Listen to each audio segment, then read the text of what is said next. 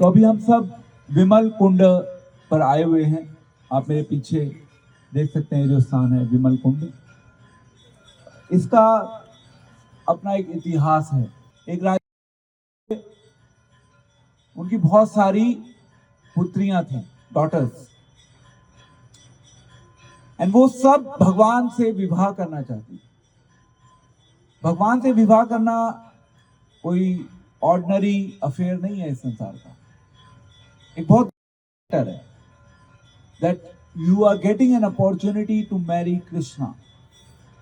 बहुत रेयर है ये, दुर्लभ अवसर है भगवान से मैरी करने का।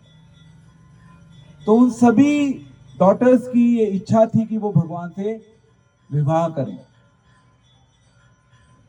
एंड भगवान कृष्णा, जब हम भगवान को हृदय से पुकारते हैं एंड जब हम भगवान से कुछ इच्छा भगवान के सामने प्रकट करते हैं, और यदि उस इच्छा में हमारा कुछ कल्याण छुपा होता है, और उस इच्छा को पूरा करने के लिए यदि हम यथासंभव प्रयास करते हैं, तो एक है इच्छा और दूसरा है सेकंड प्रयास। कई बार हम बहुत बड़ी इच्छा कर सकते हैं, बट उस इच्छा को पूरा करने के लिए यदि हम प्रयास ना करें तो उस इच्छा का एज सच ज्यादा रोल नहीं है। फॉर एग्जाम्पल, मैं इच्छा कर सकता हूं कि मैं भारत का प्राइम मिनिस्टर बनना चाहता हूं, ये मेरी इच्छा हो गई, बट इच्छा केवल इच्छा है जो हवा में लटकी हुई है, केवल हवा में लटकी हुई है वो इच्छा।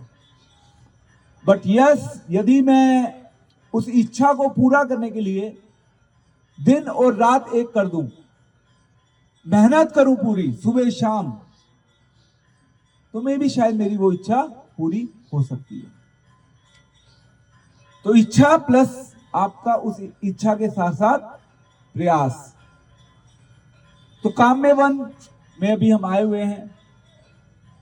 काम को हम एक्शन भी बोलते हैं ना। इनफैक्ट काम में दोनों छुपे हुए हैं। काम में दोनों छुपे हुए हैं। काम में इन्हें वे इच्छा भी छुपी हुई है, और काम में हमारा काम भी छुपा हुआ। काम मीन्स एक्शन। तो भगवान भी इस प्रकार से, जब हम भगवान को पाने के लिए, भगवान के साथ अपना कोई स्पेसिफिक संबंध बनाने के लिए कुछ काम करते हैं, कुछ इच्छा करते हैं, काम प्लस इच्छा दोनों, तो भगवान उसको सुनते हैं, भगवान उसको स्वीकार करते हैं, और भगवान अपने भक्तों के साथ रेसिप्रोकेट करते हैं, आदान प्रदान। जैसे भी आपने वो भोजन थाली पे कथा सुनी थी, तो भगवान ने क्या किया? भगवान ने रेसिप्रोकेट किया, और फिर वहां पे भगवान ने भोजन ग्रहण किया। तो life is all about reciprocation. अभी आप सब बैठ के मुझे सुन रहे हैं, आप रेसिप्रोकेट कर रहे हैं, आप बहुत ध्यान से सुन रहे हैं, एटलीस्ट आप रिस्पेक्ट कर रहे हैं कि हाँ भाई सामने प्रभु जी कुछ कह रहे हैं, सुन लो। और अगर आप क्या करें, अगर आप इधर उधर भागना शुरू कर दें, इधर उधर घूमना शुरू कर दें, तो मैं भी कहूंगा यार इनका तो इंटरेस्ट ही नहीं है, मैं अपना करता हूं, ये अपना कर ही रहे हैं। तो दिस इज कॉल्ड रेसिप्रोकेशन। आप क्योंकि ध्यान से सुन रहे हैं, तो फिर मेरा ये कर्तव्य है कि मैं आपको कुछ बताऊं। तो भगवान ने वो जो 16,108 डॉटर्स थी राजा विमल की, उन सभी के साथ भगवान ने विवाह किया। अब आपको लगेगा हम 1, 2, 4, 5, 10 की बात तो सुनते हैं भारत में, अभी 16,108 कहां से आ गई? इसको डाइजेस्ट करना एक साधारण बुद्धि के स्तर पे एक काइंड ऑफ असंभव विषय है। हम इसको डाइजेस्ट नहीं कर पाएंगे। इसको यदि हमें डाइजेस्ट करना है, तो यस, फिर हमें एक छोटे से प्रिंसिपल को अपनी लाइफ से जोड़ना होगा। जैसे ही हमने वो प्रिंसिपल जोड़ दिया अपनी लाइफ से, हम इमीडिएटली समझ जाएंगे। कोई बताएगा वो छोटा सा प्रिंसिपल क्या हो सकता है? Any guess? Just one principle you add. मैं लॉजिक के स्तर पे बात कर रहा हूं अभी, प्रेम विरेम तो सब अभी हवा में है, लॉजिक के स्तर पे बात हो रही है। सिद्धांत के दृष्टिकोण से? एनीवन? हैं? Acceptance, okay, fine. Still, the acceptance need a little logic. Some sort of reasonable logic is needed to even accept something in life. So answer बहुत सिंपल है, जो मुझे समझ आता है, और भी आंसर हो सकते हैं. आंसर इज कि यदि हम एक छोटा सा प्रिंसिपल स्वीकार कर लें कि भगवान भगवान है और हम जीव हैं. जो भगवान कर सकते हैं वो हमारी सोच, समझ एवं बुद्धि से परे है. क्यों? क्योंकि वो भगवान है, हम एक साधारण जीव हैं. क्योंकि हम साधारण हैं तो इसलिए हमारी इंटेलिजेंस भी साधारण ही सोच पाती है.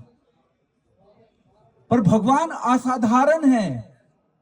अंडरस्टैंड, भगवान असाधारण है तो भगवान असाधारण क्रियाएं कर सकते हैं. भगवान के एक्शंस ऐसे हो सकते हैं जो एक साधारण बुद्धि की समझ से परे हो. तो 16,108 रानियों से भगवान के द्वारा विवाह किया जाना भगवान के लिए साधारण है, हमारे लिए वो असाधारण है. That's the difference. फिर आपके माइंड में प्रश्न आएगा, एक प्रश्न आना चाहिए. देखिए, मैं तो I am a lawyer, so I always keep on putting a question to my mind because we should always think logically. So answer क्या है?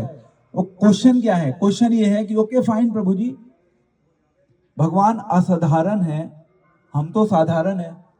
अब आप हमसे ये अपेक्षा करते हैं कि हम उस असाधारण यानी कि एबनॉर्मल, एक्स्ट्रा ऑर्डिनरी भगवान को समझें. तो क्या किया जाए?